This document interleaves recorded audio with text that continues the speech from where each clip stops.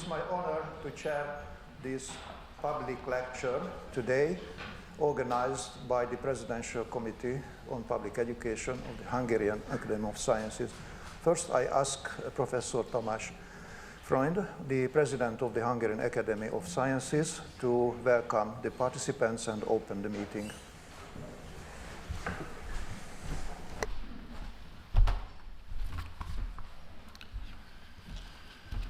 Honorable guests, dear colleagues, ladies and gentlemen, today it is an undisputed truth that knowledge is the principal catalyst of socio-economic growth.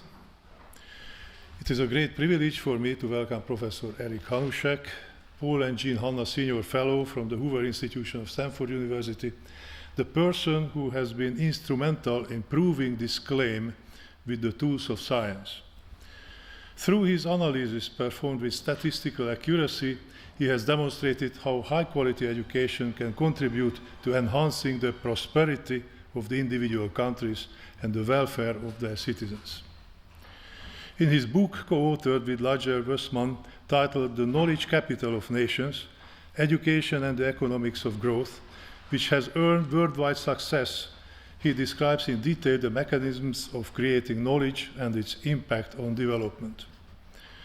The production and dissemination of knowledge, in other words, scientific research and education, is the essence of the mission of the Hungarian Academy of Sciences. Beyond the traditional role of researchers to produce novel scientific knowledge, the Academy is also committed to the execution of an increasingly important task, the enrichment of the personal knowledge of citizens, that is, education. Launched by my predecessor, Professor László Lovász, the Content Pedagogy Research Program has been running with an extended profile for 2 years now, under the name Scientific Foundations of Education Research Program. By now, 27 research groups have obtained a grant under this scheme. As the new president at that time, I was able to double the program's budget to make sure that all relevant research is provided adequate funding. The objective of this program is to expand our national capacity in the field of education research and to strengthen the scientific foundations for the development of public education and evidence-based policy making. At the same time, we also need to make sure that our ideas on the importance of scientific evidence are well received by society, despite our citizens' exposure to a flood of unreliable and often pseudo-scientific information that is so much easier to grasp. The seeds of critical thinking and scientific curiosity are best sown at an early age. Therefore, we have been keen on kindling a genuine interest in science already among students finishing their secondary studies. It is in this spirit that I launched the alumni program last year. The program is based on the voluntary activity of as many as 1,800 members of our public association and the professional support and funding of the Academy to organize lectures delivered in over 150 schools all over the country. Taking advantage of the involvement of these schools in the program, we have also organized a competition for teams of secondary school students on the issue of climate change. Much to our delight, an amazing number of close to 700 teams have signed up to take part, and with 2 rounds of selection process covered, we are now looking forward to exciting finals this Saturday in the Academy. Besides raising the awareness of the Youth for Science, I find it equally important to collect and systematize the scientific information already available in the field of the science of education in a way that is ready to use for policymakers. For this reason, I highly appreciate the work undertaken by a Presidential Committee on Public Education, chaired by Professor Bedő Csapó. The committee regularly offers its expertise to evaluate decisions affecting public education, provides unbiased and independent advice, and facilitates the wide-scale dissemination of scientific results related to education. In connection with today's lecture, I should also be mentioning that drawing on the work of this committee, the Academy has recently issued a statement calling for an urgent and substantial increase in teachers' salary. Our public lecture series entitled The Future of Education in a Knowledge-Rich Society, which has come to its third chapter today, is another example of our commitment to exploring the challenges and exciting developments of education. In the framework of this series, we intend to invite the most prominent figures of the international academia whose research has greatly contributed to a better understanding of the fundamental processes of learning and teaching and the socio-economic role of education. Today's lecture is going to be presented by a scientist who, in addition to being a prominent and highly cited researcher and an unquestionable authority on the economics of education, has also played a cardinal role in communicating the results of his field to decision makers and stakeholders. Once again, let me welcome Professor Hanushek among us and thank him for having accepted our invitation. I am confident that his talk will help us drive our arguments home about the crucial role of scientific research and education in shaping our society and the future of our nation. I would also like to thank Professor Benő Csapó for having initiated this lecture series, and I look forward to the future occasions of this event. On that note, may I ask Professor Hanushek from the Hoover Institution of Stanford University to deliver his talk on education in a changing world. Thank you.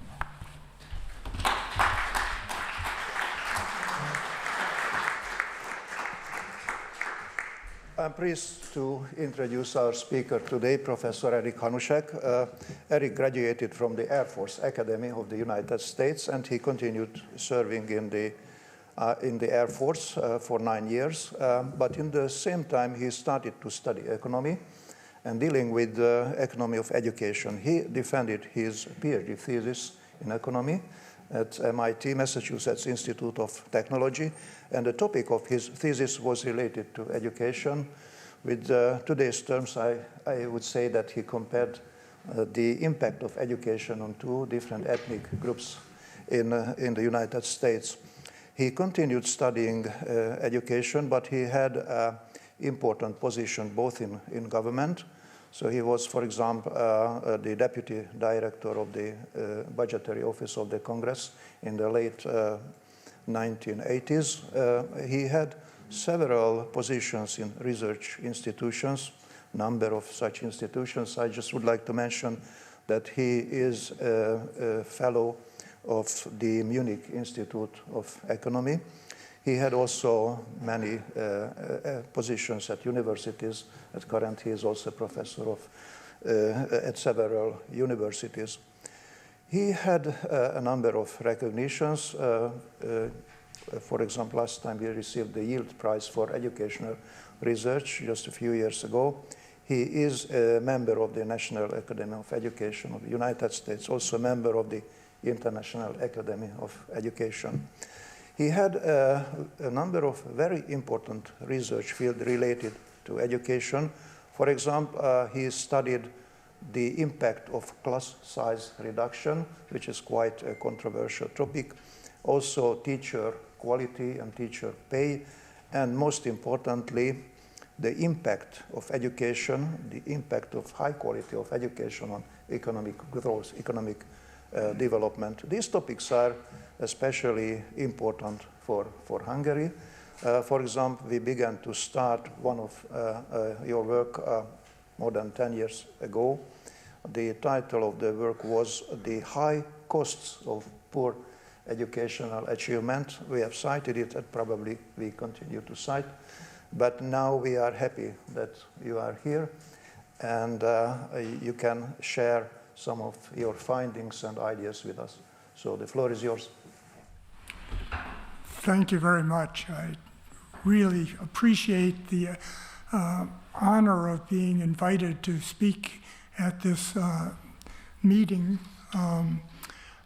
I've spent a long time looking at education, and I guess I've come to believe that the future of every country in the world depends upon the quality of its education. And I'll give you a little evidence of that today. What it comes down to me, there's lots of discussion today about the Sustainable Development Goals, which in 2017, 186 countries of the world ratified at the United Nations. And there are 17 Sustainable Development Goals that include eliminating poverty, making sure that there's gender equality, eliminating hunger in the world, and so forth. But to me, it comes down, there are two of the Sustainable Development Goals that I think are dominant and that determine this possible success of the other 15. The one is that we have to have economic growth and improve the productivity in the country, because without economic growth, there aren't the resources to accomplish these other laudable goals of the Sustainable Development Goals. And the second one is we have to have quality education for all citizens. And the reason for that, which I hope to discuss today in the lecture, is that without quality education, there is no economic growth. And that's the key element here that I hope to get across, that education, in fact, has driven economic growth around the world. And if we hope for the future to improve the productivity and well-being of everybody in the world, it has to do with improving the quality of education in various countries. So that's the goal I have today, small goal here to convince you of this. Maybe it doesn't take too much to convince you of this, but I'm going to try to put this into fairly precise terms about how we measure education and what the impact of education is on individuals and on economic growth of nations. And hopefully to talk a little bit about what improvements in education in Hungary could mean for the Hungarian future. So there's my goal. The overview is I'm going to spend some time talking about the economic value of skills, where skills are going to be measured simply by the outcomes of education. I'm going to briefly put that into the context of world development, because everybody thinks about how we can develop different countries around the world, and I'm going to relate that to the current skill levels that we see in various countries. And then I hope to bring that a little closer to Earth here and a little closer to Hungary, of what these discussions might mean for the future well-being of Hungary. Talk a little bit about uncertainties, because that's what gets all of the attention today. What is the impact of COVID? What is the impact of artificial intelligence on education and the future? And then end by talking a little bit about what research has said about how to actually improve the schools and improve education along the way. So that's the overall goal. It's a fairly ambitious plan of things that I want to discuss today. And so I'm going to go rather quickly and give you just summary evidence. I'm not going to discuss specific research papers or anything like that. I'm going to try to give you the summary answers, but I'm quite willing to discuss the underlying research at the end in the questions and in the discussion. So let me talk about the economic value of skills, because this will set the stage for the rest of the discussion. The first thing I think that is obvious, and it's obvious to most parents when they talk to their children, is that skills pay off in the labor market. And there's no doubt about this when we look around countries of the world. what we have are very extensive analyses of how earnings of individuals are affected by what they know.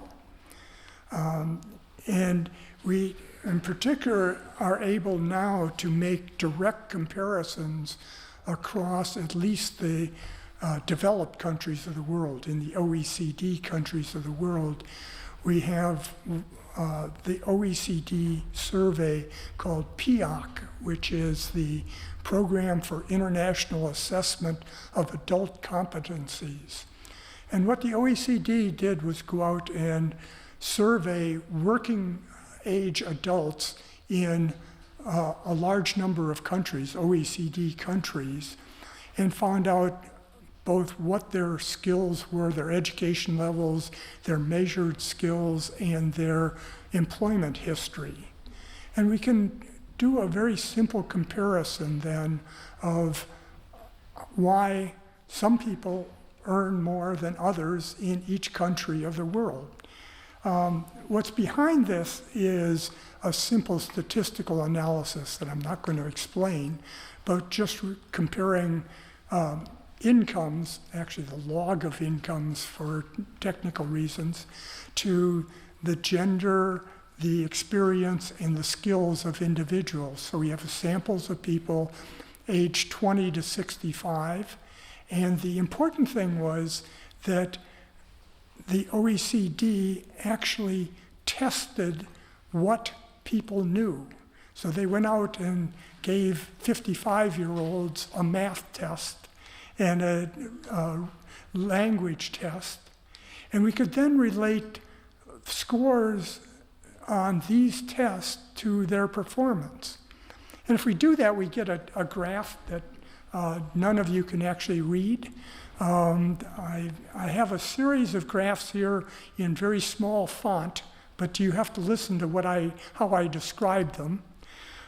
What this is across countries who participated in the first 2 rounds of PIAC. The colored lines actually indicate that the ones in black participated in the second round of PIAC that started in 2012 and has gone on till 2017. And for each country in the world, the vertical axis is how much are skills rewarded in the labor market of each country. Now the units here, because I've done this in log earnings, are essentially the percentage increase in lifetime earnings of an individual if they are one standard deviation above others in the country in terms of scores on mathematics. So if we look at the distribution of people with different scores on mathematics tests, and we can calculate how much does it pay to be better at mathematics. And what you see is we arrange countries from, at the one end is Greece and at the other end is Singapore. Singapore is a high end which rewards skills very highly. Now if you're in the front row and you're looking very closely, you will not find Hungary on this chart, because Hungary did not participate until the 3rd round of PIAC. But if I take the data from the 3rd round of PIAC, you find that Hungary rewards skills above the average of the developed countries, the OECD countries. In other words, people who know more in Hungary earn relatively more here than in Greece or a number of other OECD countries. Now let me play that the other way though. What that says is that Hungary punishes people who don't know much more than other countries of the world. Because if you don't have these skills, your income goes down more than the average across the OECD. So we'll come back to that in a little bit. There's another aspect of skills that's important too, and that's the impact on the countries as a whole. It turns out that countries with a more skilled population grow faster.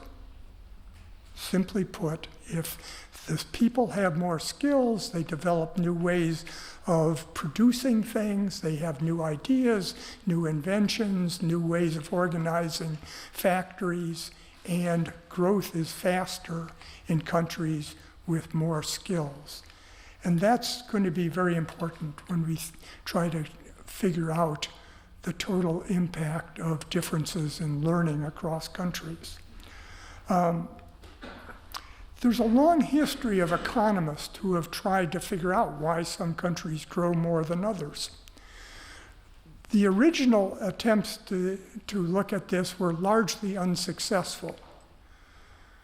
The original attempts of economists looked at a whole variety of differences across countries, and it's difficult because lots of things differ, but they always thought that human capital or the skills of the nation is important. But the traditional way of measuring human capital was just to count up how many years people had spent in school. It turns out that that's not a very good measure, because people spend 10 years of school in Brazil and they end up looking very different than people who spend 10 years of education in Portugal or another more developed country of the world.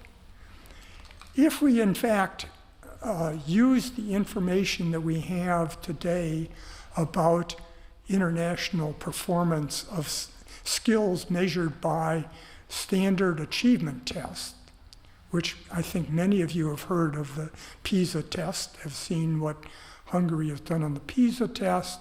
There are, which is the Program of International Assessment of Student Achievement. We use the acronym so often that you forget what they stand for. But this is the OECD International Program that tests students. Today in some 79 countries, we can rank in terms of knowledge of mathematics. There's the TIMSS, which is the Trends in International Mathematics and Science Study, which is a similar kind of international comparison. And then we have a lot of regional tests in Latin America and in Africa. If we just look at years of schooling, let me back up a little bit and show you what economists have done. If we look at years of schooling and economic growth, this plot shows on the horizontal axis is essentially years of schooling. It says conditional years of schooling, I'll explain in a minute. And the vertical axis is the long-run growth rates of nations. This is the growth in per capita GDP, gross domestic product, over the period 1960 to 2000. So it's looking at the long-run changes. And what you see is each of the little ledgers there are countries, and they're scattered around this line. There's generally a positive slope to this line. But there are some real puzzles behind this if you actually look at countries. If I break out countries in two different groups, you see at the top is that all of the East Asian countries are above this regression line relating years of schooling to growth. This is the East Asian growth miracle when we see that the growth rates of Japan and Korea and so forth, Singapore. And then there's the other set of countries, which is the Latin American countries, and this is the Latin American growth puzzle, because they're all below the line. They're having lower growth rates than you would expect given their years of schooling. And you all know the answer now. I've already told you the answer. In East Asia, you find that they have high learning for every year of schooling. And in Latin America, they have low rates of learning for every year of schooling. And if we take into account what people actually know, as opposed to how long they sat in classrooms, you get a line that looks like this, where all of a sudden, all the countries are closer to this line. In fact, you can explain 3/4 of the variation in national growth rates, long-term growth rates, simply by measuring what people know in these different countries. And what they know is the following. I should have said that. I think most of you know this, but the measure of the PISA test or the TIMSS test is you develop a math problem, you translate it into the local languages and march it around the world and see how many people can solve different math problems. And so what this is a measure of that. Now again, this says conditional test scores and conditional growth rates. It turns out that the only other thing behind this picture in the statistical analysis is a measure of the starting income level of each country, where they were in 1960. And that's important for the following reasons. If you start behind, you can grow faster just by copying what everybody else does. If you start ahead, you have to invent new things, which is harder.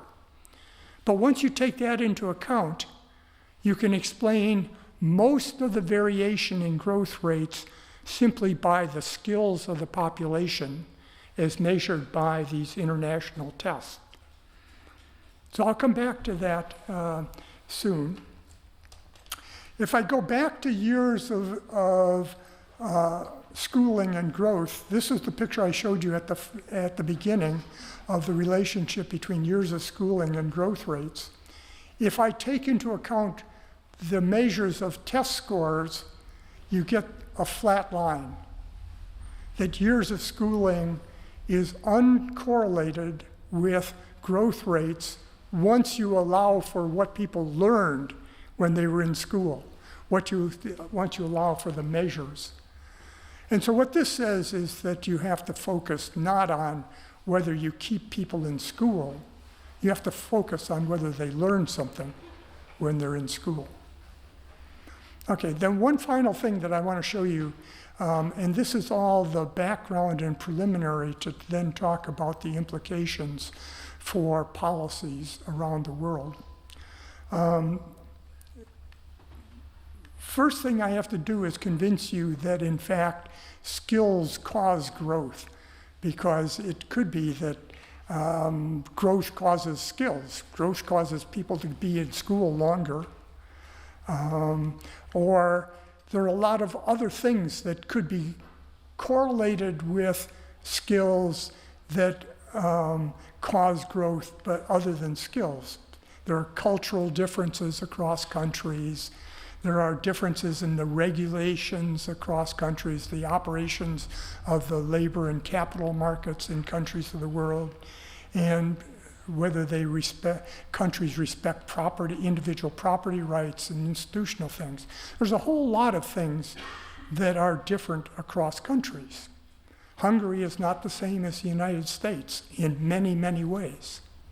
Okay? So let me just assert that we've spent a lot of time thinking about this, but let me show you I think the most difficult way to see this. If I look at the measures of performance around the world in different countries, we actually see that some countries have improved their test scores. So this is basically a linear measure of the change in test scores between 1975 and 2000 in different countries of the world. So you see at the very top is Japan, which has performed well but hasn't changed its test scores over this period. It's always performed well. At the bottom end you see some countries have actually declined. Germany has showed a decline. The US showed a slight increase. If you go to the very bottom, you see Italy, which nobody is ever surprised to see that Italy has declined over time. So the question is, if a country has changed its test scores, do we also see that it's changed its growth rates of GDP? So all I'm going to do is compare the slope of this line, whether they're increasing or decreasing and by how much, to what has happened to the growth rates of these countries over time. And if I sort of plot them out, the bottom horizontal axis is the trend in test scores over time, and the vertical axis is looking at a trend in annual growth rates. Have annual growth rates changed? And what you see is that everybody falls into the correct quadrant of this picture. Countries that are above average in terms of improvements in test scores also have more change and improvement in annual growth rates of their economy, and those at the bottom also show that they have slower growth. So this is probably the hardest test you can imagine, but there are a number of these. So I, at this point, want to just assert that there's substantial evidence to suggest that this is a causal relationship. So then there's one final thing that I want to say about growth rates, and then we'll talk about the implications of them. That is, why is it that skills are valued in the labor market? People who know more aren't necessarily better at putting things together. Why is it that this is that skills pay off in the labor market? Well, I think that the best explanation is that people with more skills have better analytical abilities that allow them to adopt to change. They can adjust when things change. And what this means is that in countries that are growing faster, which means that they're changing more, you should see that the returns to skills are higher, because skills and the ability to adapt to change are much more valuable if the country is growing faster.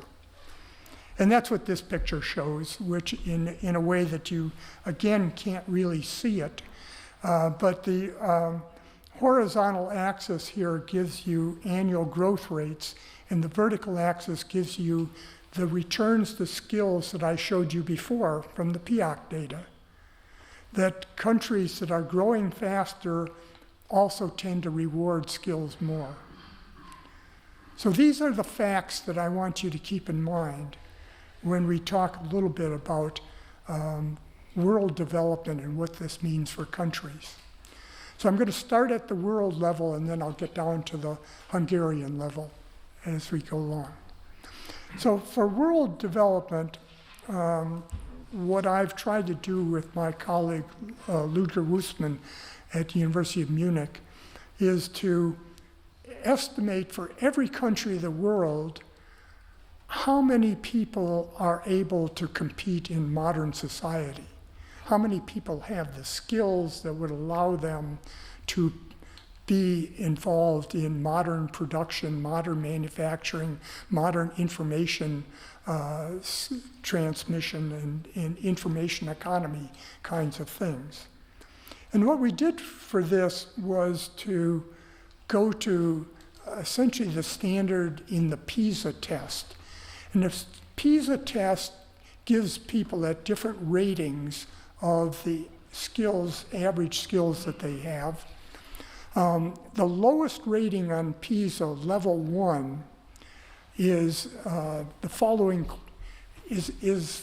can be exhibited by the following kind of question.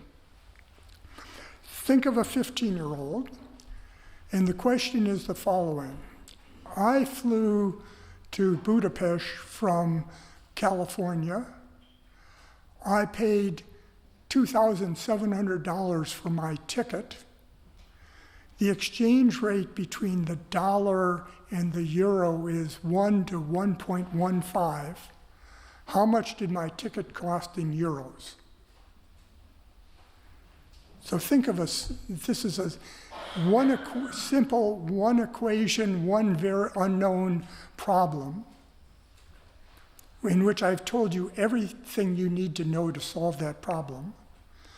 What proportion of the 15-year-olds in each country of the world cannot solve that problem?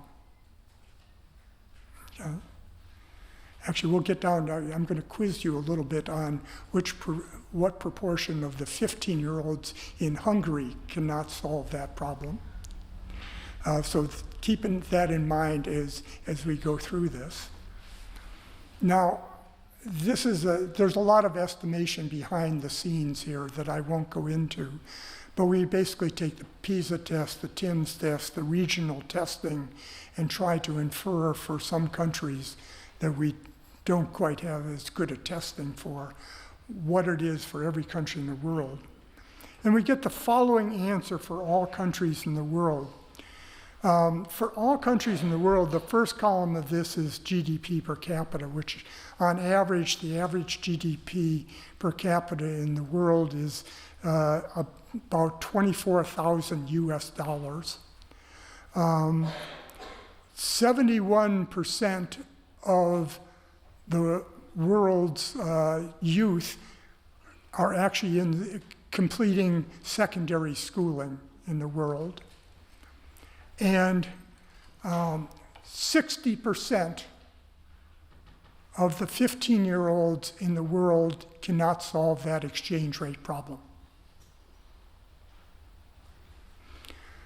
My assertion here that I won't try to justify is that people who cannot solve that exchange rate problem are not prepared to participate in a modern economy as we see it today, of either modern manufacturing or modern information-based economy. And it's that number that we can look at to indicate what is the potential for economic development, what is the potential for meeting the sustainable development goals of the United Nations. If I look around countries, this obviously depends upon the income level of different countries. So if I go from high income countries, about 27% on average can't solve that problem. By the time I get to low income countries, we're at 98% of the youth cannot solve that exchange rate problem. Here's the map. The map of the world is that the darker colors indicate larger proportions of the population cannot solve that problem. The lighter proportions indicate ability to solve that problem. And what you see here is, in simplest terms, development in sub-Saharan Africa is impossible if there's not better schooling in Africa than there is today. But you also see variations around in other parts of the world. One of the big uncertainties, I should say, or there are two big uncertainties in this estimation, and that is that we have very poor data on China and India, which unfortunately are the two largest countries in the world, most populous, so there's some uncertainty there. But except for that, what this indicates is that if we're talking about developing countries of the world, in my opinion, we can build as many bridges as we want to in sub-Saharan Africa, and we will not lead to long-term economic development if the schools don't change. Now, that having been said, this is not entirely a story of low-income, less developed countries. Here's the European Union and the proportion of students in different countries of the European Union that cannot reliably solve that exchange rate problem. And so you start off with Estonia that has 91%, or only 9% can't solve that problem. But if you get down to Bulgaria and Romania, you're at 50% of the 15-year-olds in Bulgaria and Romania cannot solve that problem. And you're all looking hard. There's the answer. There's Hungary, which is slightly above the EU average. About 28% of the 15-year-olds in Hungary cannot reliably solve that exchange rate problem today. And so that's the challenge we'll come back to as we go along here. For the world as a whole, I can give you the answers. What I'm going to do is put together the picture of economic growth that I had before with skills and relate that to bringing the population in each of the countries of the world up to what we call universal basic skills, getting to the point where everybody at age 15, and eventually everybody in society, can solve that exchange rate problem. And it's not really solving that exchange rate problem, it's getting to the kinds of general abilities that are involved in doing sort of simple arithmetic, algebraic kind of calculations. So I'm going to just simulate out. I'm going to take what happens if we bring all the country, all the population up to that, all the school-age population up to that over a 15-year period to improve the schools. Everybody's in the economy for 40 years, so eventually we get to a point where everybody in society is at that level. I'm going to project out as if the past picture that I showed you about economic growth holds into the future, and assume that, well, there's 1.5% growth if nothing changes, but then I'm going to just project out higher growth. And what do I get? For the world, if everybody, all the countries in the world got to this level, it would amount to a present value. That's taking long-term growth and just bringing it back to today's dollars at 3% interest rate. So I'm weighting today much more heavily than 40 years from now. But over the remainder of this century, it would amount to $700 trillion higher income in present value terms for the world. That is 5 times the current world GDP. What I'm saying is that history suggests that there's huge leverage from, in fact, improving the schools.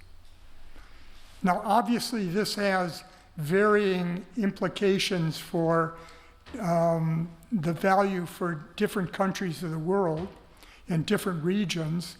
So South Asia, which is India and Pakistan, would get $258 trillion. They're second on this list. Africa is first, $124 trillion, but that's 28 times their current GDP from bringing everybody up to this minimal level on the PISA test. If you go down to third from the bottom is Europe, and that's a value of $66 trillion. or about 2 times current GDP. And North America and Canada is $41 trillion, or 1.7 times GDP. The impact, according to historical patterns, it could change, but according to historical patterns, the impact you'd estimate for improving the schools is just out of sight. I mean, nobody knows what $1 trillion means, right? I'm telling you about $1 trillion. Well, for the US, the current US GDP is about $25 trillion. So we're talking about multiples of US GDP or European GDP. So let's talk a little bit about Hungary. Let's bring this a little bit closer to home here. We can look from the PISA test of where Hungarian 15-year-olds fall in the world of solving math problems, the same measure that I was using before. Here's the picture. You can't read any of the countries' names there, but that little green line is Hungary. So it's somewhere of the 79 countries participating in PISA, it's above the average, but the average includes the Dominican Republic and Haiti and a few other countries that are not what you'd want to compare to. Interestingly, Hungary and the US are at almost the same level in terms of mathematics performance of 15-year-olds. And you sort of say, well, how could that be? The US seems to be growing more rapidly than Hungary and a bunch of other countries. And the simple fact is that we get to borrow the people educated in other countries more frequently. So for somebody who lives in Silicon Valley, we get good Hungarian food, we get excellent Indian food, and quite good Chinese food from the fact that we get to import people who have gotten these skills outside the United States. Now, obviously, when I talk about these things in the United States, I don't say that that's the be-all and end-all. I would rather that our schools were better than they are.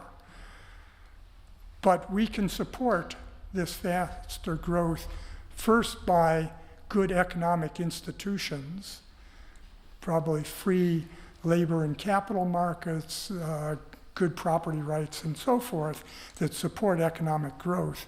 But we also get to import through immigration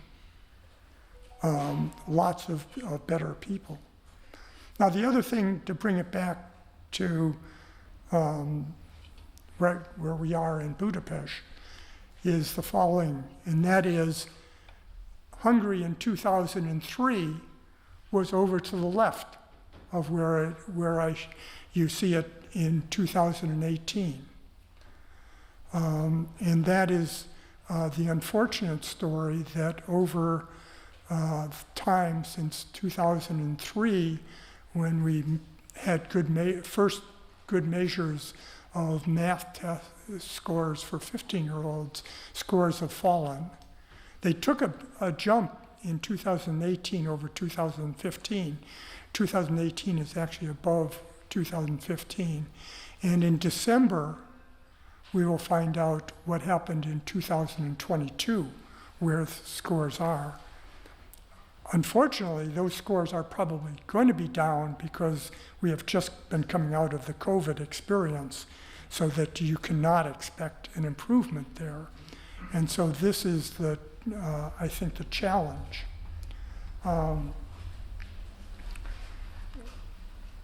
If we go back to the portion of the population that is sort of not prepared, that can't solve this exchange rate problem, that's not prepared do that.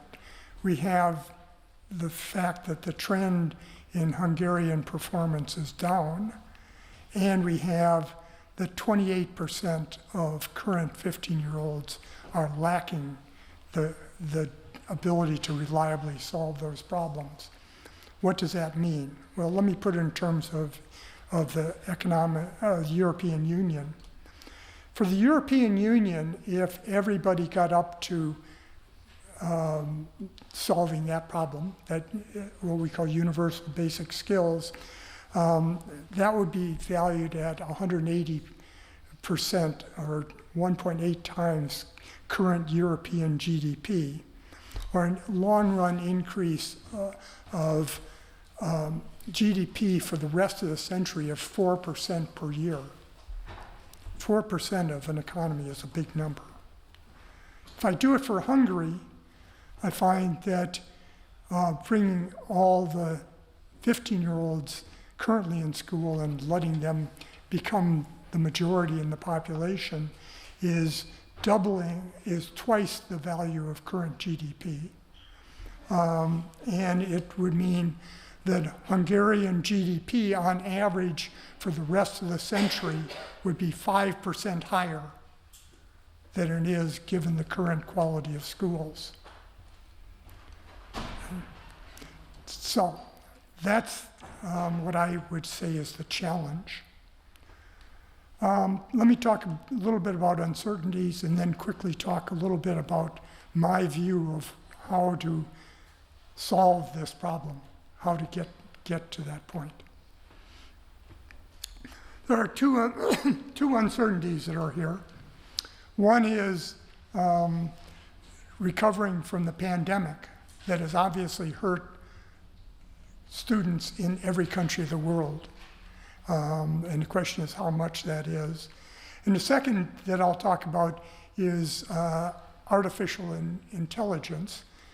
Maybe we can substitute for the quality of students with artificial intelligence is the question. Are we past the pandemic?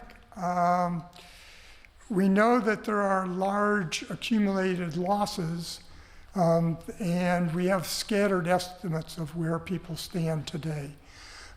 In December, we'll get a much better view of the world because we'll get measures from the PISA test after the pandemic, and we can compare those to the ones I showed you before the pandemic. Let me give you the estimates for the United States. Thank you. For the United States, we just recently got a set of estimates from our National Assessment of Educational Progress, NAEP, of how much were eighth graders, about 14-year-olds,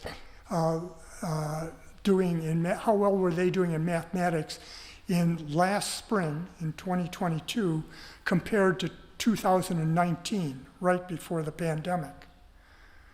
The answer is that on average, they lost 0.2 of a standard deviation.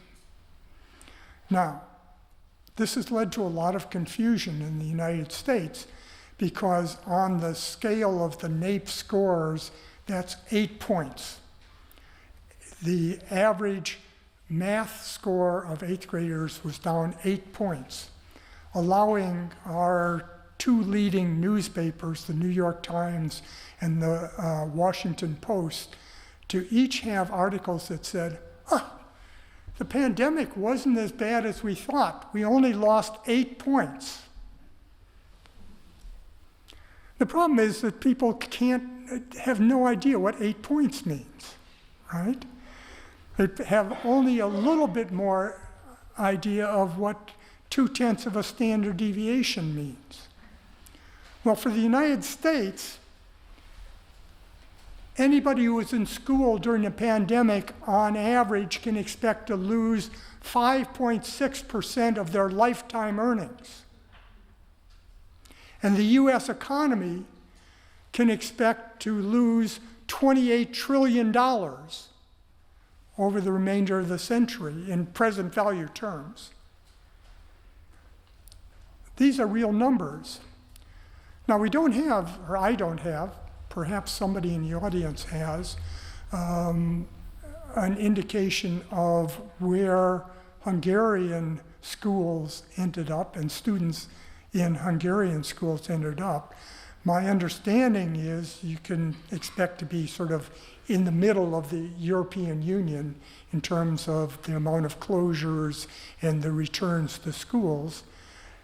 My guess, if I had to guess, would be that the US numbers are pretty close.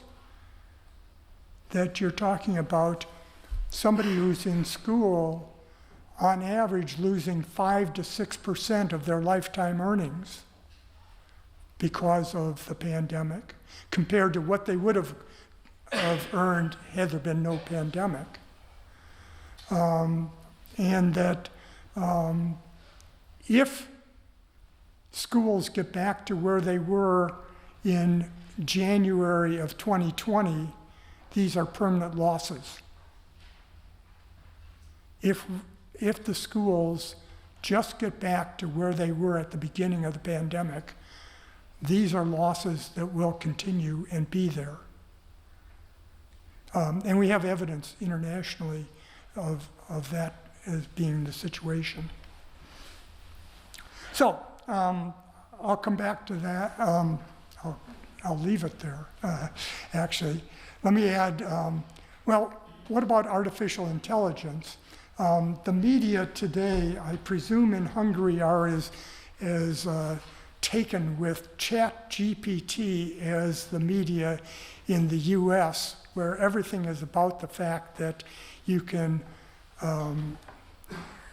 talk to a program and get sensible answers, both writing an essay or solving a computer problem, writing a computer code from this artificial intelligence.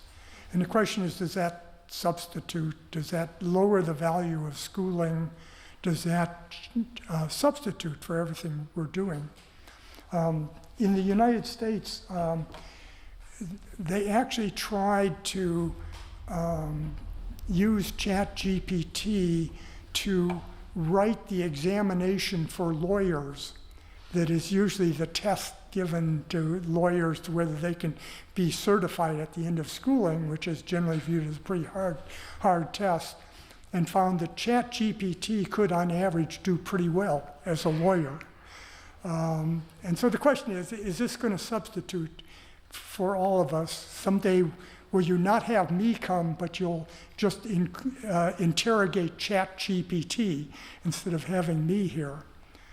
My own view is that artificial intelligence has many similarities to things we've seen in the past. It looks like the change from the Industrial Revolution. It looks like the change when we introduced computers or we introduced robots. Now, it could be that it's faster. The change is more rapid than we've seen in these other things.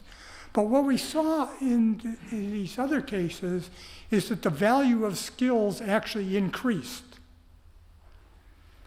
People did different things, right? And so, for example, we know that artificial intelligence now can read exams from mammography, from looking for breast cancer, can read it better than doctors on average. But that doesn't mean we're going to do away with doctors. In fact, the doctors will do different things other than spend their time looking at mammograms. But they have, historically, the value has increased. So my own view is that artificial intelligence is just reinforcing the message that I've given you before. Okay, in this whirlwind tour, I hope that I've sort of set the stage that the quality of schools is the essential ingredient for societies around the world to be thinking about. So let me give you a quick quick overview of my view of making schools better. And this is obviously a key question for governments around the world.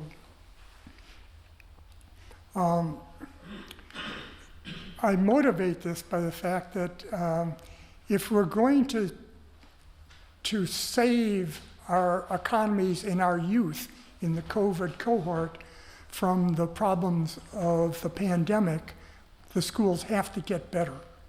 They can't just get back to where they were in January of 2020.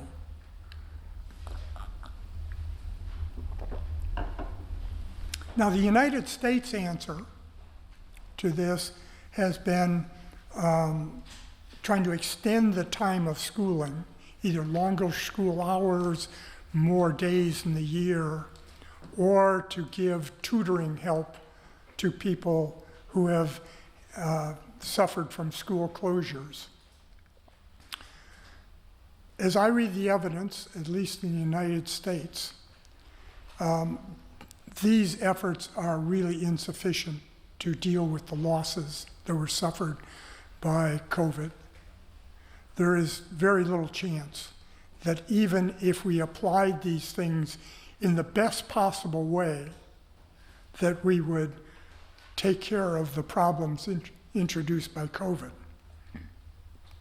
So what do we do? Well, I have 3 solutions to this. The first one is to improve teacher effectiveness. We have large amount of research and analysis that suggests that high quality teachers are really important. We actually saw a lot of this during the pandemic experience. There's pretty clear evidence that if we rank on average in-person instruction in classroom during the pandemic was better than hybrid instruction that included some mixture of in-person and technology or outside of school work, and both of those were better than fully remote instruction. It sort of emphasized the importance of effective teachers in the education system. So number one is improve teacher effectiveness. The second thing that we get from research of how to improve the schools is to improve teacher effectiveness. You figured it out. The third way that we have is to improve teacher effectiveness. And there's just, that's what all the evidence suggests, that this is the key. So let me give you some estimates, a quick story of what this means in the United States. We can take existing evidence of differences in teacher effectiveness across teachers that tells us about what is the achievement or skill impact of an effective teacher. And we can relate that to what I showed you earlier of what are the returns to skills, so that I can tell you, in some sense, how much difference a teacher of different quality levels makes for future earnings. So there's 2 things I need to know. One is, this is the part of how much does a really effective teacher lead to improved student achievement, or on the opposite end, how much does an ineffective teacher do for achievement? And then I can take that and relate that to how well this impacts the economy. What's the impact on the economic returns when kids have more skills? So I'm doing this for the United States. I don't know if it applies to Hungary, because there are not similar studies in Hungary of these elements. But in the United States, here's what I'm going to do. I'm going to take we have pretty good estimates of what is the achievement difference of here's a 75th percentile teacher, quite a good teacher at the 75th percentile. The horizontal axis is class size, because the impact of a good teacher is larger if she has more kids in the class. And the vertical axis is what is the long-term economic value, the impact on their students' labor market incomes compared to an average teacher. So an average teacher, the impact is 0, and then a 75th percentile teacher says that with a class of 30, that teacher adds $430,000 of lifetime incomes, present value terms again, to a class of 30, compared to an average teacher. And every year, that teacher does that. This is 1 year's class every year. There's the opposite side that people don't want to talk about very often. And you talk about the 10th percentile teacher. The 10th percentile teacher is subtracting $800,000 in future income from a class of 30. So you can see here why number 1, 2, and 3 are the impact of an effective teacher. It has enormous impacts on the future well-being of the individuals and by implication all of society. Now what's going on behind here if we look across countries?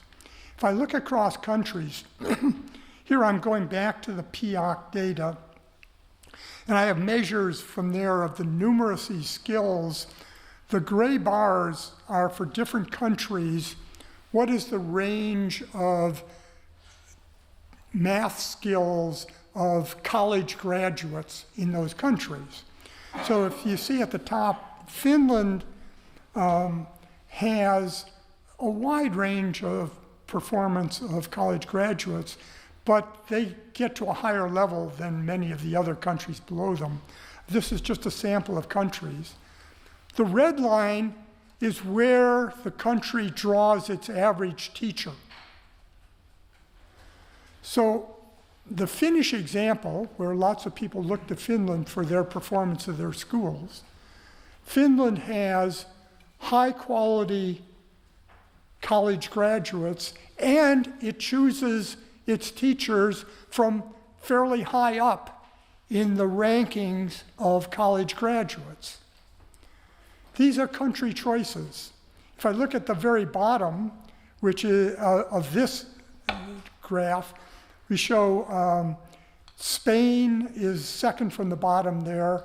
It has lower average performance of its college graduates, but it tries to make up for that by choosing its teachers from slightly above average of the group of college graduates.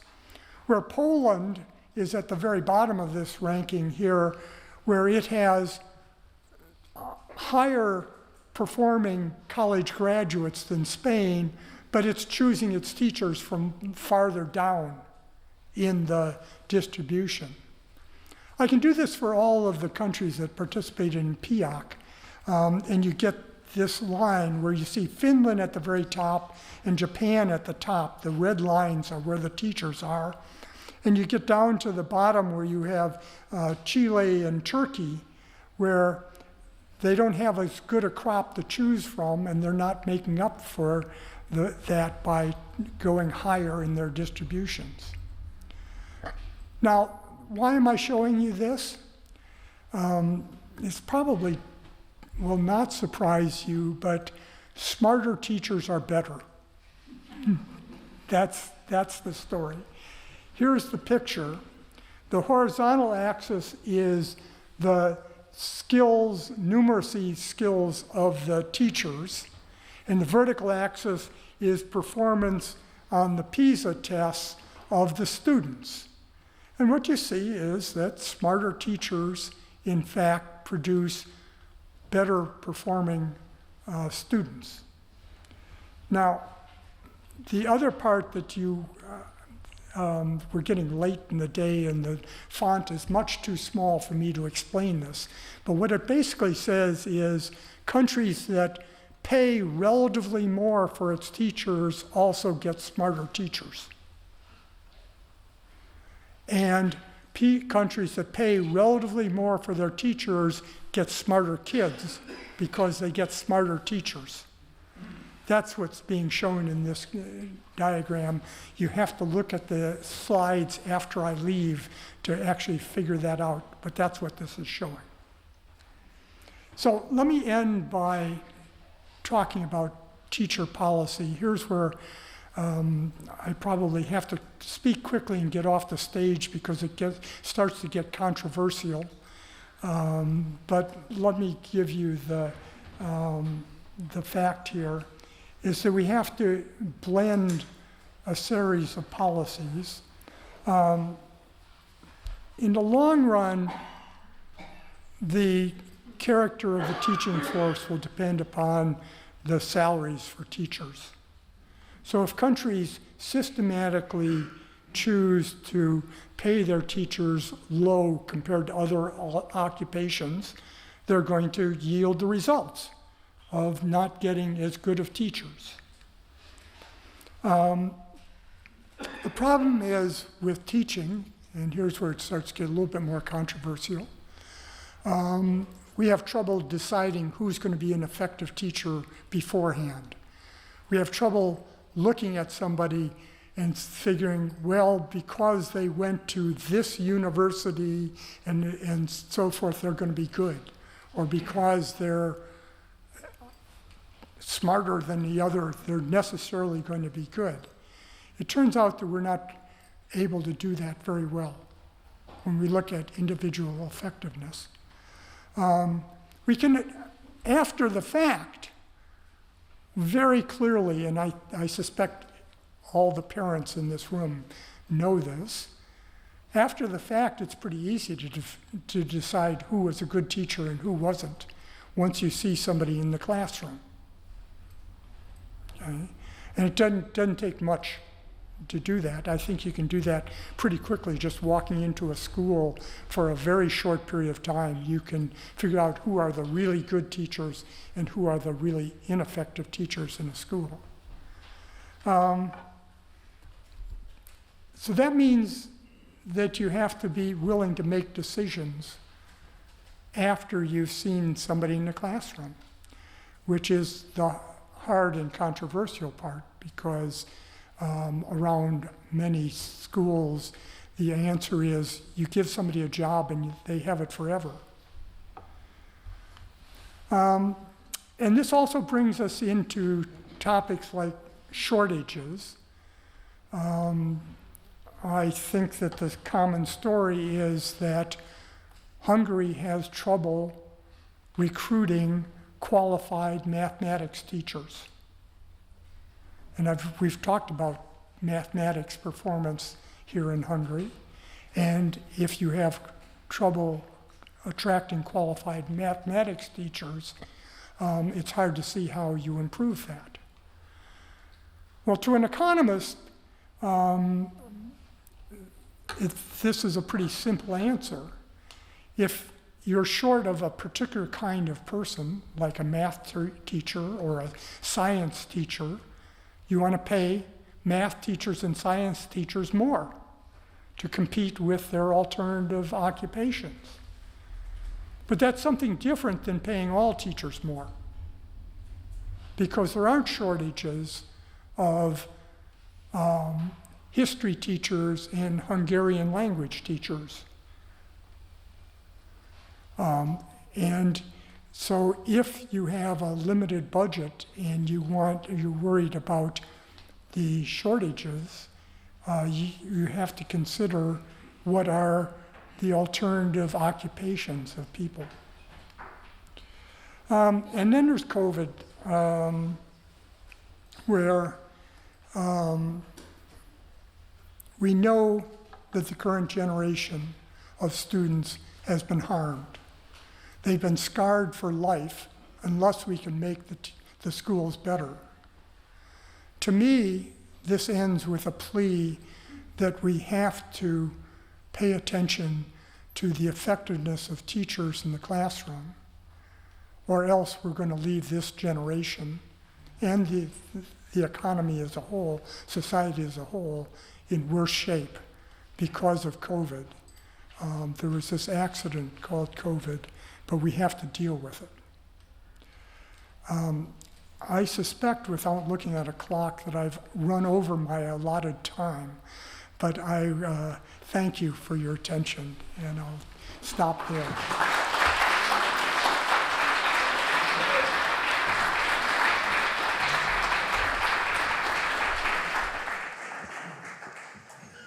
Yes, thank you very much for this insightful lecture, and special thanks for putting some of the figures into Hungarian context, citing some of the Hungarian figures.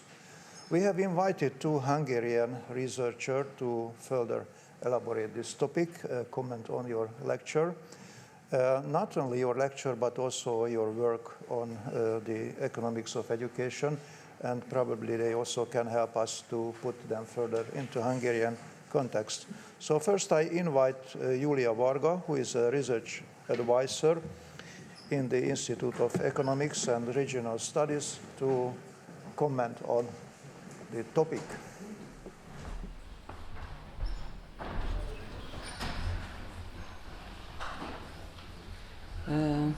Thank you very much for this really very interesting and inspiring lecture.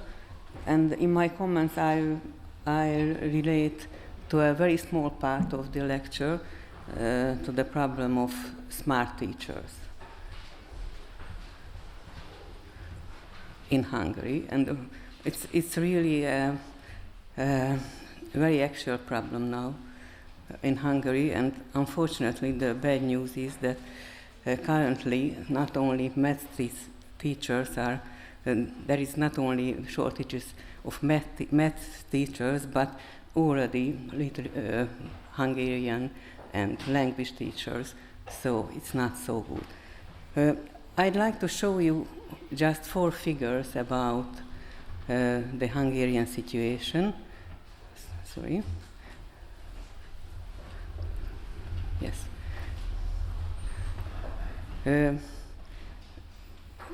About the question how attractive or competitive is the teacher profession in Hungary now. So, my first figure is about how attractive are teacher salaries and how attractive were teacher salaries during the past about 30 years in Hungary. This figure shows the teacher salaries compared to other higher education graduate salaries, that is, people who are higher education graduates and are working in non-teaching jobs. And the comparison is controlling for, this figure shows data after controlling for gender and experience and also educational attainment. As we can see, teachers always, during these 30 years, always earned much less than other higher education graduates. And you can see that at the beginning, in the mid-80s, teacher salaries were about 80% of other higher education graduate salaries. And later on, there was a large decrease. And during this 30 years period, there were 2 large pay rises. The first in about 2003, 2004, and the second 10 years later. But after these salary rises, the earnings and the relative earnings have always started to fall back to the previous level.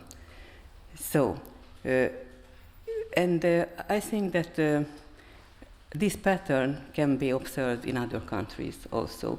We know that, for example, in the US or the United Kingdom, a very similar pattern could be observed for the changes in teacher salaries. But I think that what is unique for Hungary is the size of the gap. Because in other countries, teacher salaries are at 80% of other graduate salaries when they are at the lowest. And in Hungary, they are at 80% when they are at the highest. So, and it, not surprisingly, the consequence of this was a negative self-selection to teaching profession. My second figure shows how attractive is teacher training for the same period. How attractive was teacher training for the same period? This figure shows the share of students admitted to teacher training programs. At the beginning of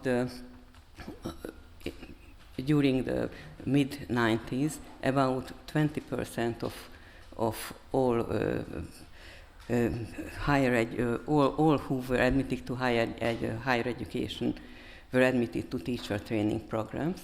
And later on, this share decreased, partly due to a very large higher education expansion in the early 2000s, which took place in Hungary and also in other post-communist countries. So it meant that the decrease in the share of students admitted to teacher training programs can be explained both by supply factors, because the higher education places increased, but also demand factors, because it seems that the alternative learning opportunities were much attractive than teacher profession. And what do we know about how smart are Hungarian teachers? Not as much as we should, I think, but fortunately Hungary participated in the PIAC survey in 2008 and 2018, and based on these data, this figure shows just the average points of teachers and other graduates in literacy, numeracy, and also problem solving. As you can see, there is small differences except for problem solving, but the difference in problem solving is much higher. I think that it's partly due that the teachers there are a large proportion of old teachers, and these teachers studied in a more selective teacher training than younger teachers. And on the other hand, the problem solving tried to assess the teachers, the problem solving in technology-rich environment. That means that they had to solve problems with the help of technology, and it seems that the older teachers are not as good in these skills as other higher education graduates. It's not very good news. And finally, my last figure shows about how smart will be future teachers if nothing will change in Hungary. And this figure shows where future Hungarian teachers are drawn from students' skill distribution, the share of students admitted to teacher training programs from the best and from the worst quarter of applicant score in Hungarian hozott pont, that it's come from the students' secondary school exams and results. And as we can see on the figure, the best performers enter teacher training in a very, very small proportion, less than 5%, and the proportion is declining, while the worst performers enter at a much higher rate. So to sum up, the attractiveness of teaching profession is low in Hungary, it's not surprisingly, and fewer and proportionally more people from bottom of the ability distribution are choosing teacher career. And this might have a negative impact on student achievement, and if nothing changes, it's not very promising, I think. Thank you very much.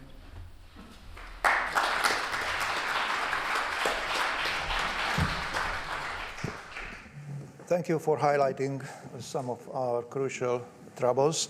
And now I invite Zoltán Herman, who is a research fellow in the Institute of Economics and Regional Studies, and also an associate professor at the Corvinus University.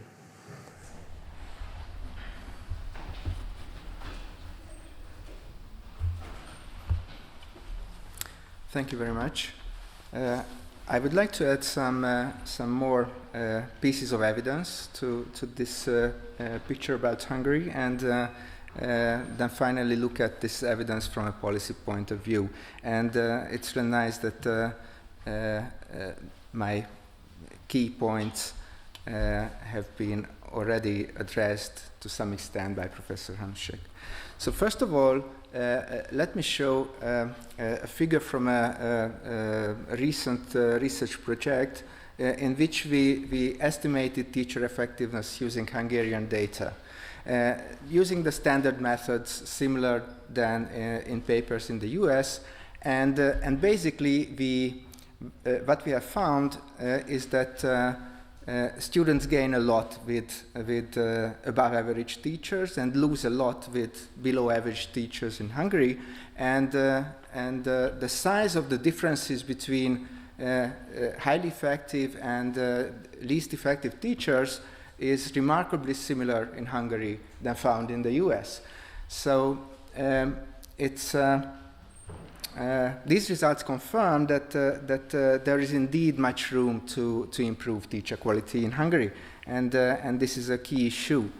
The next figure is just a descriptive figure on expenditures on primary and secondary education in Hungary as a share of GDP in a European comparison, and you can see here that overall spending on education is at a low level nowadays in Hungary. So it's definitely an important part of the problem.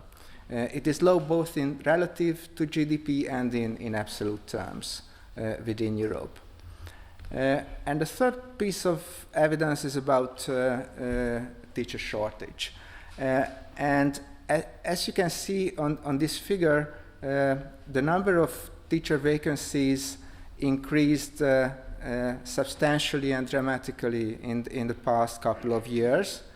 And we have good reasons to expect these trends to continue in the next few years.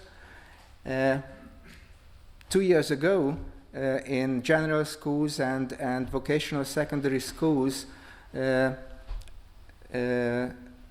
number of vacancies relative to all teaching posts was around 6%, which is quite a high number, I would say. So the academic track in secondary schooling is an exception, but in each and every other track and school type, the share of vacant positions is very high, and it is increasing.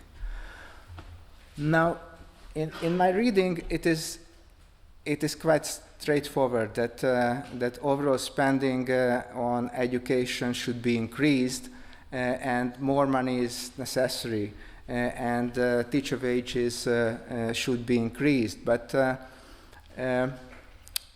in my reading of the literature and several works from Professor Hanushek as well, more money is necessary, but it is not sufficient. There is no automatic connection between increasing resources and higher teacher quality. We can see several examples when increasing spending has a positive impact on student achievement, but in many other cases there is no positive impact on student achievement. So this is not enough on its own, and this leads me to my final point, that if more money is not enough, what do we need beyond that? Beyond that, we need well-designed policies to improve teacher quality. And the usual suggestions in the literature to make selection into the teaching profession stronger, just to select the more talented people into teaching, and to provide incentives for teachers. And all these policies are about either selection, more stringent selection, or making teachers to work harder, to put more effort. And my point is that these policies, on the short run, will discourage some teachers from the teaching profession. And this may aggravate teacher shortages on the short run. So I would like to finish with a question. I believe that higher wages are the solution on the long run, and with higher wages you can address both teacher shortage and teaching quality at the same time. But on the short run, are these two policy goals compatible with each other, or is there a contradiction? How policymakers could balance these two goals? I don't know the answer for that question, but I would like to learn about that. Thank you.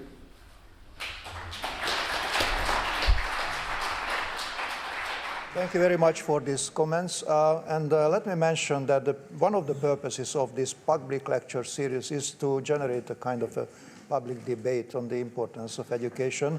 So let me tell you that there are a number of other resources related to today's presentation.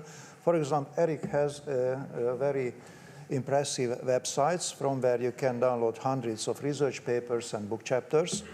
Furthermore, OECD has also an interesting website where you not only can download all of the OECD reports, PISA reports, and Peirce reports and others, but also there are a number of interactive tools when you can explore and compare countries. It's similar with the World Bank. World Bank has also an excellent and very rich database, what you can utilize comparing the growth rate of the countries. Sometimes you are surprised how large differences are between the countries. Also, I have to mention that the Hungarian National Bank has some very insightful analysis about the relationship of education and the competitiveness of Hungary. And last but not least, also I would say that Julia and her team has an excellent series of publications about the educational indicators. So it's worth to download and study the details of the problems, what we have seen in her brief presentation.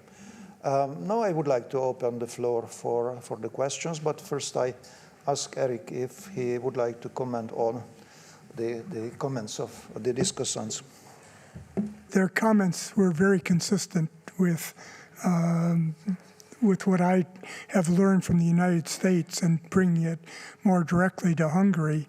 I think I end up with the same answer, is that the future of the Hungarian economy is quite dependent upon following some of the ideas that were sketched by Julia and Zoltan, and that this is the future.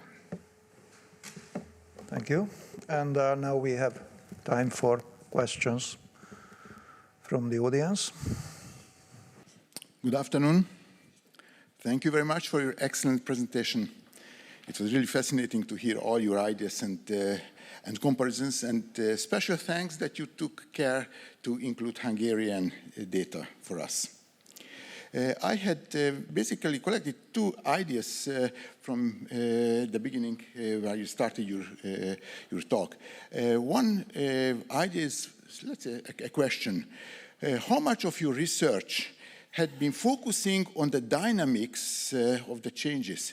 I mean, it needs time. when a new teaching philosophy is introduced, and the time when the students get up and earn their money.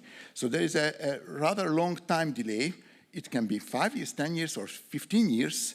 And have you made any research on the differences in the countries, whether in Hungary or in Europe or in the States? How long does it take? Well, maybe from the 15 years old till the next 10 years. In Hungary, we feel that the government has been always talking about big changes and reforms. Basically, I haven't seen the result of them, but they say that reforms are needed, and they are going to change it. And I don't see the comparison in other countries. If a change is made in Hungary at the government level, how long would it take that it takes into effect? And especially when the government feels itself responsible and feels itself to have the skill to care about education. I have a question. How can it be done without having even an educational ministry to care for it? But we have ministers who decide what topics are important and what are not. So these are the two topics I would add. Well, I'm happy to answer the first one. The second one is one of Hungarian politics, which is probably I'm least prepared of anybody in this room to speak to. But on the first question, the analysis tries to pay attention to the dynamics in the sense that all of the projections of the economic impacts assume that it takes a long time before schools can change. Actually, most of the time, 15 years till the schools change. And then it waits till the students get out into the labor market and become an important part. So those numbers all take into account the reality of schools that if I improve the schools magically today, it would have no impact on the economy because the students are still in school. And so it waits till they're out. Now, that's something different, I think, than the thrust of your question. And your thrust of your question is, how long does it in reality take on the ground if somebody announces a better idea? The one thing we know is that differences in the salary levels of teachers that was discussed by the discussants and by me take a long time to operate, to the extent that they require students to change their majors and change their ideas of where to go and so forth. So these take a long time to operate. I have made a proposal in the United States dealing with our COVID policies that could be immediate, and it's a proposal that nobody has taken seriously yet. The proposal to deal with the COVID problem is that we have a cohort of students that has been harmed by the fact that their schooling has been worse, and we only have a limited time to actually reach them because they're leaving school. My proposal is very simple. Take the most effective teachers in each school and provide them an incentive to teach more kids. Take the least effective teachers in the school, and here's where it really gets controversial. Take the least effective and buy out their contracts. And you could tomorrow change the average quality of schools in the country by providing more intensive teaching by the most effective teachers and eliminating less intensive teachers by less effective teachers. Now, the problem is that that people object to the idea that you actually make decisions on the basis of the effectiveness of the teachers. And in the United States, our teachers' unions are particularly strong on the idea that you should never pay attention to differences in the effectiveness of teachers once they're teachers. My own thinking is somewhere in between the politics that you bring up of education, and the reality is that one of the problems of schools is that it takes a long time to see any results. So politicians are happy to just ignore the problem because they're not going to be there sometime in the future when it comes home to be felt. Thank you. I see someone asking a question here.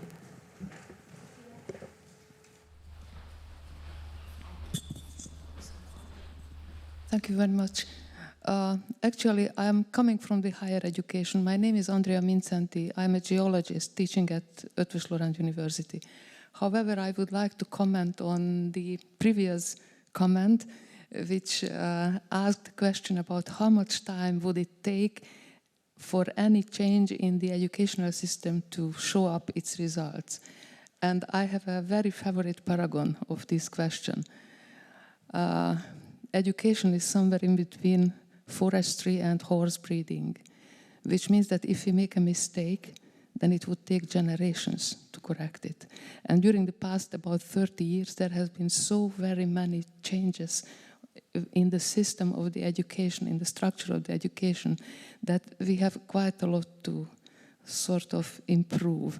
And just another point, in the second half of your talk, you mentioned that the selection of people who have the capacity to become real good teachers would be very important. And I think that the method to select those guys, those young guys who can be perhaps good teachers, has been invented very long ago. It was a kind of admission examination face-to-face, so not only on the basis of the secondary school results and the maturity results, but let's see that guy and to speak with him, to discuss with him, and to see his or her abilities. Thank you very much. So I would just quickly agree with you that selection is important and that you can get a lot from interviews. You can get even more in a few places in the United States where they actually have practice lessons, trial lessons for people.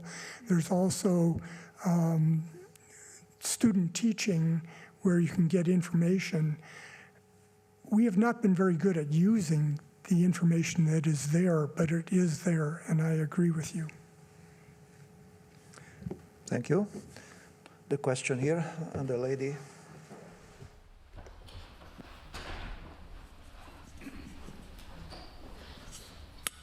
Thank you very much for your interesting talk, and you are an economist, so no surprise that you put in the light the economical growth. And your claim is that education must be good in order to achieve economical growth and well-being. But my question is, if you know of research, maybe by yourself or others, where the level of education is examined in terms of other aspects of society, like tolerance, avoidance of political violence, awareness of future, which may not be in the range of short-term economical growth. I completely agree with the thrust of your question, that I have been looking at a limited part of why we think education is important and valuable. There's some research, although not a lot, on things like the impact of education on crime rates and other parts of society. There's a little bit of evidence on the importance for education for democracy and voting and societal knowledge. The problem, the reason why I emphasize the economic aspects, in part because I'm an economist, but in part because that's something that people can identify with more than sort of abstract differences, that there might be a little bit less crime if we have better schools. But I completely agree that economic aspects are only one part of why we think schools are important, and schools maintain the culture of countries. They develop a better life, a more wholesome life than just how much people earn. So I'm not going to disagree at all with the thrust of your question. The gentleman there. Please, the microphone. In the meantime, let me add that in the latest PISA assessment in 2018, there were some questions related to the Sustainable Development Goals, where the students' values were explored. For example, if they would be willing to act something to maintain a balance between human activities and the natural resources and values. Thank you, Professor Hanushek, for your thought-provoking and very interesting presentation. I'm also interested in the level of education. So my question would be, did you compare the impact of different levels of education for economic growth? I mean, we looked at, or you looked at the PISA results for 15 years of age. But if we look at higher education, for example, Yale and Harvard in a good university guide should be the #1 in economic growth, or Oxford, Cambridge, UK should be the #1 in economic growth. So how the different levels, primary, secondary, and tertiary education would affect economic growth, and also did you include the HDI, Human Development Index, in your results? Be my second question. Thank you. On the first question, I think that the measures of scores of 15-year-olds actually have a lot to say about what we'll see at the end of higher education. I mean, I'm in universities, and I believe universities have an important role, but universities build upon the inputs they get, and the quality of the students that come in has a huge impact on how good the chemists are at the end of higher education. So I would like to have had direct measures of outcomes of higher education. Unfortunately, we don't have very good measures. We have what you were talking about, of sort of ratings of universities that are subjective ratings, by sending me a questionnaire and asking me which universities in the world I think are good. And we don't have direct information on that. So but I'm quite certain that they're related. Some other work I'm doing, just to emphasize that, looks at students in the Netherlands, and Dutch students take tests at intermediate, lower secondary schooling to go on, and they take these tests. If you look at adults and compare their lower secondary school performance to their subsequent lifetime labor earnings, you see that they're very highly related. And so good students at intermediate levels produce good students at higher levels, and it pays off. Yes, please. Good afternoon. My name is Ivan Agner, and I've been researching Singapore for 4 years now. And it came to no surprise by me that I've seen Singapore in the leading role in those figures and charts. But what I've noticed and have come to my attention is that Singapore applied and has been applying for many decades now these private partnerships with public-private partnerships. So government companies there are putting their heads together and elaborating the path forward for 20, 30 years in advance. And to your knowledge, to what extent is this a participating factor in besides that improving the teacher effectiveness? So how much does it count, this part? Thank you. So we don't have a lot of examples of what you're talking about, and I would actually use your example slightly differently than you asked the question, and that is that different countries have very different ways of trying to improve their schools, and it's hard to, I wouldn't want to sit as president of the World Bank and tell every country in the world how to improve their schools, because the differences are very important. The difference of Hungarian schools and US schools mean that different kinds of policies will work. That having been said, I think that Singapore does have an important insight, and that is that part of education is preparing people for subsequent employment and work, and getting that relationship between the firms and the schools is important, both in terms of giving goals to the schools of the skills that are needed, but also the part that isn't done, at least in the United States, is getting industry and businesses insights into how to run a good operation. I keep thinking that businesses have a lot to offer schools in how you organize what they're doing. Schools are a business, and providing the insights of profit-making businesses to schools, I think, is a helpful thing. That's not done very often. In the United States, businesses say they're interested in education, and then they provide funds for schools out of their public relations office, which generally involves providing computer terminals to people or something of that nature, as opposed to providing insights into how you run effective operations. Thank you. We have time, only one more question.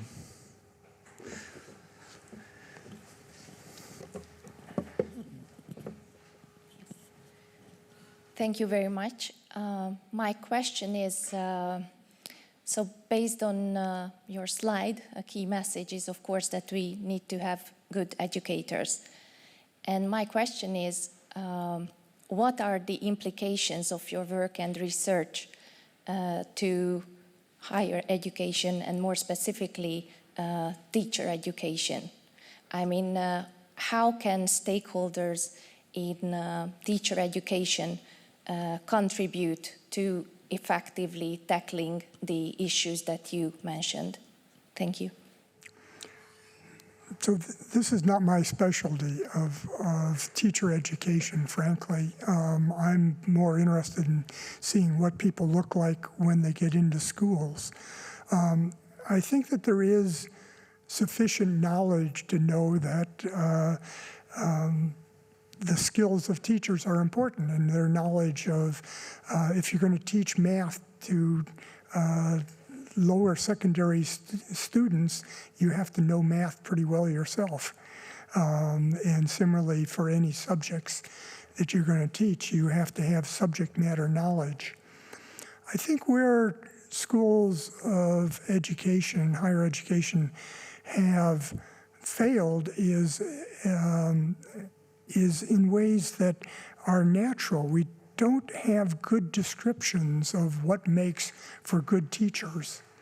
We know good teachers when we see them, but they don't follow simple rules of take a little bit of experience here and subject matter here and the way you interact with class there, and you get a good teacher, because teachers I think operate in different complicated ways that makes it difficult for schools of education, because there's no simple answer that here's the things that you have to produce to make good teachers. Now, that having been said, that's much too harsh a view, because there are obviously certain ways of managing classrooms, of interacting with students and so forth, that lead to, on average, better teaching. And those are the things that I think schools of education can do, along with subject matter knowledge. Thank you. In my closing remark, I would like to remind us that the founder of the Hungarian Academy of Sciences, István Széchenyi, was an economist of his time. He published his most famous book entitled Credit in 1830. And he wrote in this book that the educated mind, the number of educated minds, is the real power of a nation. More specifically, he wrote about the scientifically cultivated minds. He further elaborated that not natural resources are really important, but human mind that can use it intelligently. In the current world situation, we see the real importance of this message. Of course, we continue citing István Széchenyi. It's a very patriotic slogan, I would say. But it's not just a slogan from now. We also may add that it's a scientific fact, which is proven by the means of modern economy. So I would like to thank your presentation again, contributing to the proofs of Széchenyi's hypothesis. And I also would like to thank the two insightful comments. And I thank you for the active participation and excellent questions. Thank you very much.